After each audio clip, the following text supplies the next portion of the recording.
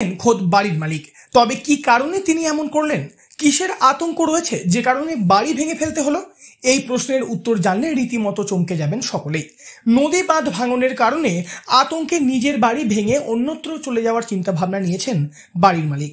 তবে এই ঘটনা প্রথম নয়। পূর্ব বর্ধমান জেলার এই গ্রামের অনেকেই বদলে নিয়েছেন তাদের বাসস্থান। পূর্ব বর্ধমানের পূর্বস্থলী 1 নম্বর ব্লকের নসরতপুর পঞ্চায়েতের অন্তর্গত কিশোরীগঞ্জ এলাকাটি নদী ভাঙনের কবলে পড়া একটি গ্রাম। নসরতপুর পঞ্চায়েতের মধ্যে দিয়ে বয়ে চলা ভাগীরথীর অপর পারে অবস্থিত প্রত্যন্ত একটি গ্রাম এই কিশোরীগঞ্জ। এই এলাকার বেশিরভাগ মানুষই কৃষিকাজের উপর নির্ভর করে তাদের জীবিকা নির্বাহ করে। সেই কৃষি জমিও একটু একটু করে নদী গর্ভে বিলীন হয়ে যাচ্ছে। গ্রামবাসীদের কথায় একসময় এই এলাকায় শতাধিক পরিবার বসবাস করতেন, তবে শুধুমাত্র নদী ভাঙনের ফলে অনেকেই সেখান থেকে সরে গিয়েছেন। সেই একই রকম ঘটনা দেখা গেল আবারও। কিশোরীগঞ্জের এই ভেঙে ফেলা বাড়ির বাসিন্দা মালতী ব্যানার্জি বলেন,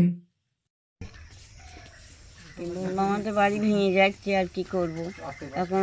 আর আমার তো জায়গা নেই কেনাকাটি, রাস্তাতেই সব কিছু ভেঙে চুরে রাখলাম। এখন দেখি কোথায় যাব, ঠিক নেই, না কাকে আর জানাবো। এছাড়া বর্ষার মৌসুমে নদীবাঁধ ভাঙন ভয়াবহ রূপ ধারণ করেছে। একে একে নদী গর্ভে বিলীন হয়ে যাচ্ছে চাষের জমি থেকে শুরু করে বসত বাড়ি সবকিছু। যাদের আর্থিক অবস্থা ভালো তারা অন্যত্র চলে গিয়েছেন বা যাচ্ছেন কিছু ঘটে যাওয়ার আগেই। তবে যাদের সামর্থ্য নেই তাদের বিপদ সংকুল পরিস্থিতির মধ্যে জীবন হাতে নিয়ে আতঙ্কের মধ্যে দিন কাটাতে হচ্ছে। কিশোরীগঞ্জের এক স্থানীয় বাসিন্দা বলেন, আমি জোরহাত করে বলছি, সরকারকে জোরহাত করে বলছি, সরকার আপনারা গঙ্গাটা বাঁধানোর চেষ্টা করুন, তাহলে আমাদের বাঁচার কোনো রাস্তা নেই। আমরা গরিব মানুষ কোথায় যাব, জায়গা জমি কেনা নেই, এখন কোথায় থাকবো? এই বর্ষাকাল ভেঙে যদি যায় তো আমরা কোথায় থাকবো, কি করব? এই বাল বাচ্চা নিয়ে কোথায় দাঁড়াবো?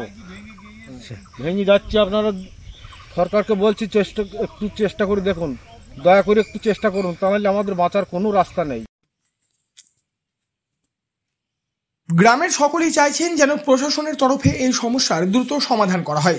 প্রসঙ্গত কিছুদিন আগেই এই এলাকা পরিদর্শন করেছেন পূর্ব বর্ধমান জেলা শাসক আয়েশা রানী সহ মন্ত্রী স্বপন দেবনাথ।